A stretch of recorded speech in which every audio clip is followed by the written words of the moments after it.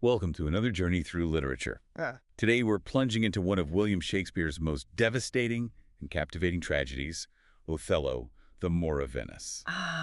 Othello. It's a play that just grips you, doesn't it? It really forces us to confront a terrifying question. Which is, How does this figure of immense respect, this great general capable of profound love, how does he transform into a weapon of destructive jealousy? yeah, and propelled by the very people he trusts most. Exact. It's this chilling dissection of how external manipulation can almost weaponize our deepest virtues, Uh, turning trust nobility into a fatal flaw. Absolutely. And we're going to trace that terrifying journey, from admiration right through to madness. We'll try to dissect the true nature of villainy here, Hmm. the perilous chasm between appearance and reality, and that really fragile line between, well, fate and free will. And the character psychology involved is just fascinating. It really is. Plus the unsettling disruption of social order and how easily power gets twisted. It's a masterclass in psychological torment, really. And it leaves us wondering, what is it about Othello that makes it so enduringly powerful?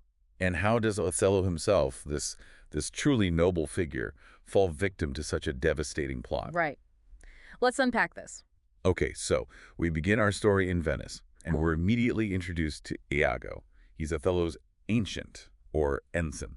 And right away, Shakespeare immerses us in his seething resentment. It's quite striking, isn't it, from the very first scene? That contrast. Yeah, the contrast between Iago's, relatively low rank and this immense, almost cosmic hatred he harbors. And that hatred seems to stem from a couple of things, as he sees it. A double slight, yeah.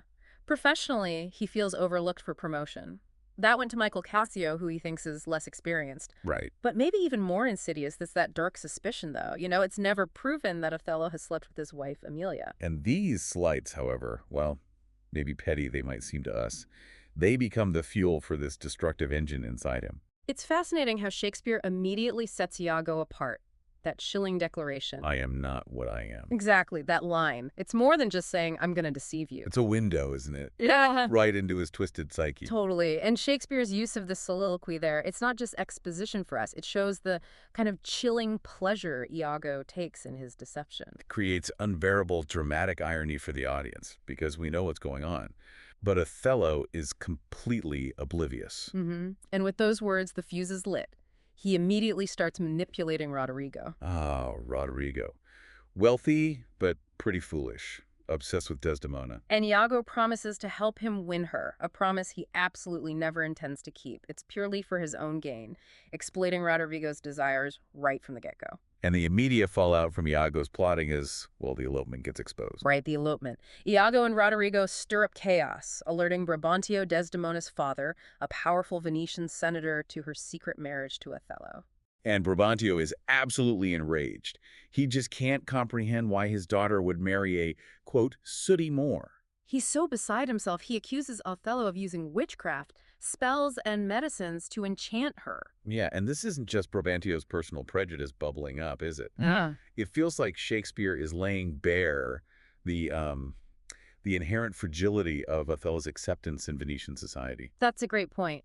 Despite his military value, his otherness is always there, lurking, ready for someone like Iago to weaponize. It's a constant undercurrent. Which Iago definitely does later to devastating effect. Precisely. It highlights how Othello, despite his high standing, sort of exists on the fringes of their social acceptance. But then when Othello is summoned before the Duke and senators to answer these charges. We see him at his most noble. He gives this eloquent, powerful defense, explains Desdemona fell in love with him not through magic. No, but by listening intently to his stories, his thrilling tales of adventure. He talks about battles, daring escapes, even these fantastical encounters with anthropophagi and men whose heads do grow beneath their shoulders. And these monstrous figures from his travels, they're not just exciting stories, are they? They kind of highlight Othello's identity as this seasoned adventurer, this outsider. And his narratives captivate Desdemona precisely because they offer a world beyond those rigid Venetian social norms. And Desdemona herself steps forward. She confirms her love, her divided duty to father and husband, and asserts her free choice. And the Duke, well, he recognizes Othello's invaluable military prowess. He dismisses Brabantio's charges. The state's needs override social bias, for now. But the very next beat, we get a new mission, and Iago's dark plot really taking shape, Othello is immediately dispatched to Cyprus, defended against an impending Turkish attack, and Desdemona gets permission to go with him. which effectively isolates them, doesn't it? Away from Venice's formal structure, setting them up perfectly for Iago's machinations. Exactly. And here's where it gets, as you said, really interesting. End of Act I, Iago, another powerful soliloquy. He lays out his monstrous plan. He'll abuse Othello's ear, Mm. suggests Cassio's too familiar with Desdemona. It's such a calculated move. It goes beyond simple revenge. He explicitly identifies Othello's inherently noble, trusting nature as the weakness he can exploit. Ruthlessly exploit. It really forces you to confront that terrifying idea. Maybe true evil doesn't need some grand cosmic reason. Maybe it just thrives on a kind of... Motiveless malignity, as Coleridge famously put it. Yeah, maybe it just enjoys chaos for its own sake. It's a key insight into Iago's psychological warfare. He's not just angry, he's a master manipulator. Yeah. He understands the deepest characteristics of his targets. And plans to twist their virtues against them. This sets the stage for profound psychological conflict. The external threat, the Turks, it vanishes quickly. Replaced by an internal one, far more insidious. So the story shifts to Cyprus, and we enter this period of deception unfurls. That's Act 2 and early Act 3. The whole Venetian crew arrives. Othello, Desdemona, Cassio, Iago, and almost immediately, this violent storm hits. And miraculously destroys the Turkish fleet. Which is fascinating, isn't it, that miraculous storm? It just removes the external threat completely. Clears the stage, essentially, for the internal human conflict that Iago's orchestrating to just rage unimpeded. It almost feels like fate intervening, doesn't it? Allowing Iago's free will to dominate the narrative raises questions about how much is unavoidable versus meticulously planned. Definitely. And with the war threat gone, Iago wastes absolutely no time engineering Cassio's demotion. Right. He expertly manipulates Cassio into getting drunk. And starting a public brawl with Montana, a respected Cypriot official. Othello, naturally, is outraged by this breach of military discipline, strips Cassio of his rank right there. And here we get crucial insight into character psychology. Cassio mourns his lost reputation. He calls it the immortal part of myself, vital to him. Which is such a stark contrast to Iago's view, isn't it? Completely. Iago's cynical, self-serving view, reputation is a most false imposition, oft got without merit and lost without deserving. That cynical take really highlights the fundamental moral chasm between them. For Iago, reputation is just a tool, not an essence. It's truly chilling. And then we see Iago's web of lies really start to entangle everyone. He cunningly advises Cassio to seek Desdemona's help to get back in Othello's favor. Knowing full well that Desdemona's compassionate nature will make her advocate earnestly for Cassio. Which is part of his truly diabolical divinity of hell plan, as he calls it. Exactly. He intends to turn her virtue, her kindness, into the very weapon against her, making the net that shall enmesh them all. It perfectly demonstrates how well Iago understands the psychology of both Othello and Desdemona. He plays on their deepest, most noble characteristics. Othello's trust, Desdemona's compassion. To bring about their downfall. This is deception at its most insidious, isn't it? Warping good into evil. Absolutely. And all of this meticulously builds to the absolute core of the play. The green-eyed monster takes hold, mid-Act 3. This is where Iago truly starts poisoning Othello's mind, planting those insidious seeds of doubt. Using leading questions, feigned reluctance. Like when Othello spots Cassio leaving Desdemona's side. Othello, who starts off trusting, open. He's gradually ensnared. He even comments on Iago's honesty. Believing his pauses, his hesitation, are signs of a man weighing his words carefully rather than a trick. The dramatic irony for us is almost unbearable. Yeah, knowing Iago's real intentions. And then, with that chilling irony, Iago explicitly warns Othello. Beware, my lord of jealousy. It is the green-eyed monster which doth mock the meat it feeds on. Even as he's meticulously cultivating that very monster inside Othello. It's a masterclass in psychological manipulation, and he cleverly plays on Othello's anxieties, too, about being an outsider. Right, suggesting Desdemona's will-most rank would lead her to prefer men of her own clime, complexion, and degree. He exploits Othello's fundamental vulnerability. The outsider who, despite his achievements, is still seen as other by Venetian society. And then comes the handkerchief. Ah, yes. The handkerchief as ocular proof. This is the crucial turning point.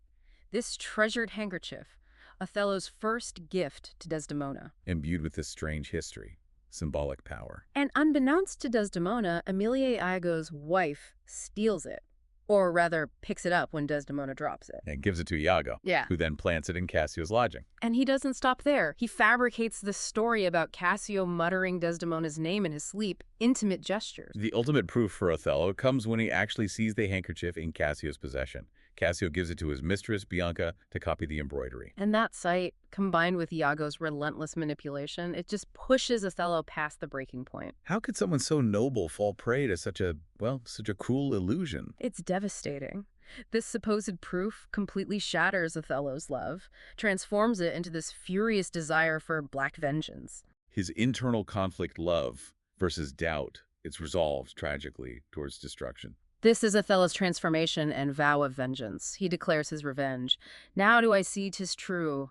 Arise, black vengeance, from thy hollow cell. And here we see the full, horrifying extent of Iago's victory. Othello, convinced by lies, demands Iago kill Cassio. And promotes Iago in Cassio's place. This moment, it's the play's crisis, the climax. Othello's nobility just collapses. His blood begins my safer guides to rule, as he says. It's the complete triumph of the green-eyed monster, the collapse of his rational mind. Setting the stage for the tragic conclusion. From this point, the plot enters a period of chaos and cruelty. Act 4, the consequences just unfold. Iago continues his psychological torture. He arranges for Othello to overhear a conversation with Cassio. Othello, hidden, horribly misinterprets Cassio's laughter and talk about Bianca as boasts about Desdemona. This deception plunges Othello into such torment that he actually falls into a trance, a physical, visible sign of his complete unraveling. It's a stark portrayal of the psychological consequences.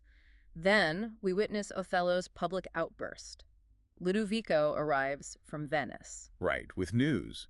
Othello is recalled to Venice. Cassio is appointed governor of Cyprus. And Desdemona expresses happiness for Cassio's promotion, just an innocent remark. But through Othello's jealous lens, it enrages him further. And in this shocking public display, he strikes her. Appalling Ludovico, who asks, is this normal, or have the letters work upon his blood? It's a dramatic moment highlighting the disruption of social order, the esteemed general behaving barbarically, his complete loss of self-control. And despite Othello's increasing cruelty, his accusations, Desdemona remains bewildered, steadfastly declares her innocence. This is Desdemona's steadfast innocence. She even says she'd never cheat for all the world. And Emilia, Iago's wife, staunchly defends her chastity. But Othello, utterly blinded by Iago's lies, refuses to believe either of them. He even calls Emilia a gate of hell. Here, that chasm between appearance and reality becomes terrifyingly clear, doesn't it? Utterly. Othello, usually so perceptive in battle, is now completely blind, convinced by Iago's fabricated world despite the evidence of Desdemona's innocence right in front of him. It's a tragic demonstration of how perception can be completely warped. And as Desdemona prepares for bed, she sings that melancholic willow song. Such poignant foreshadowing of her tragic fate. Her name itself, Desdemona, meaning unlucky in Greek. It really underscores that sense of impending doom. Meanwhile, there's a desperate subplot unfolding. Roderigo's growing doubt and a new plot. Roderigo finally realizes Iago's been stringing him along. Empty promises about Desdemona. He confronts Iago, threatens to expose him. So to silence him, cover his tracks, Iago immediately plots Roderigo's murder. Convinces Roderigo to ambush Cassio. Says Cassio's death is necessary to keep Desdemona in Cyprus. Just showcases Iago's continued mastery of manipulation and his relentless self-preservation no matter the human cost. And this brings us to the devastating final act, Act V, the catastrophe in denouement. Truth unveiled. Everything comes crashing down. First, the failed ambush and Roderigo's death. Roderigo tries to ambush Cassio, fails, gets wounded. And Iago covertly steps in and stabs Roderigo, silences him forever, leaves Cassio wounded but alive. A truly cold-blooded move, confirms Iago's monstrous villainy beyond any doubt. And as the night reaches its darkest point, the ultimate horror, Desdemona's murder. Othello enters the bedchamber, determined. He rationalizes it as a grim sacrifice. It is the cause, he says, justice in his warped view. Despite Desdemona's fervent denials, her desperate pleas for mercy, Othello, consumed by delusion, smothers her. The devastating culmination of Iago's scheme. Othello, convinced by lies, takes that ultimate, irreversible step. But the truth starts to unravel almost immediately with Emilia's revelation and sacrifice. Emilia enters, discovers the murder. Othello explains, Iago convinced him of her infidelity. And Emilia, horrified, defiantly pieces it together. bravely exposes Iago's villainy, reveals the whole handkerchief plot. Despite Iago's threats. And in a final act of pure malevolence, Iago fatally stabs her to silence her. She dies, affirming Desdemona's purity and loyalty, a truly courageous act of truth-telling that just rips apart Iago's web of deception. And with Emilia's sacrifice, Iago's exposure and Othello's realization finally happen. The full truth comes out. Roderigo's letters, Cassio's testimony about the handkerchief. Othello, shattered by the realization of his catastrophic error, is consumed by remorse. He asks why. Why has Iago, this demidevil, so completely ensnared his soul and body? And Iago, in a final, chilling act of malevolence, refuses to speak another word, remains silent, an unrepentant villain to the very end. It's the tragic climax for Othello. He finally sees the difference between appearance and reality, but tragically, it's too late. In his final act and the aftermath, Othello, acknowledging his monstrous mistake, wounds Iago. Though not fatally, he wants him to suffer. Ensures the villain will face prolonged suffering. Then he gives that poignant final speech, asks to be remembered as one that loved not wisely but too well. Acknowledging his fatal flaw, his susceptibility to jealousy, his inability to see through deception. He describes his own actions as akin to those of a malignant and a turbaned Turk he once killed in Aleppo, recognizing how he himself turned Turk, acted barbarically against Desdemona. And with that, he takes his own life, falls by the wife he tragically murdered. Ludovico then declares Cassio the new governor of Cyprus, sentences Iago to torture. Gratiano inherits Othello's possessions. The play concludes with just profound sorrow. The social moral order, shattered by Iago's chaos, is tentatively reestablished, but at such an immense human cost. The ultimate justice for Othello is self-punishment, isn't it? While Iago is left to face the state's retribution, his silence a final, chilling statement of unrepentant evil. So this journey through Othello, it's shown us how unchecked jealousy, fueled by relentless manipulation, can just dismantle even the most noble character, destroy innocent love. The core internal conflict is definitely Othello's tragic struggle between his inherently rational, loving nature And that overwhelming, blinding passion of jealousy that consumes him. and the external conflict, of course, is Iago's malevolence, that almost motiveless malignity, a relentless assault of deception, highlighting the dangerous gap between appearance and reality. His every action is a conscious choice to mislead and destroy. It embodies this terrifying form of free will that just tramples over everyone else. In the end, Othello dies a shattered hero, desperately seeking to redeem his lost honor through self-punishment. Desdemona remains a symbol of purity, sacrificed innocence.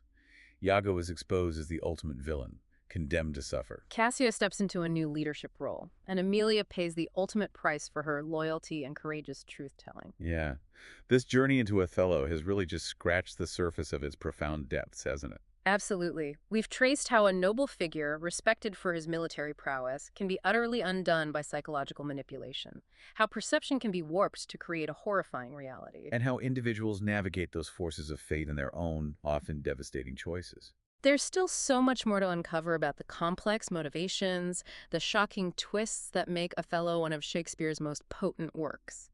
What stands out to you most about Othello's tragic transformation?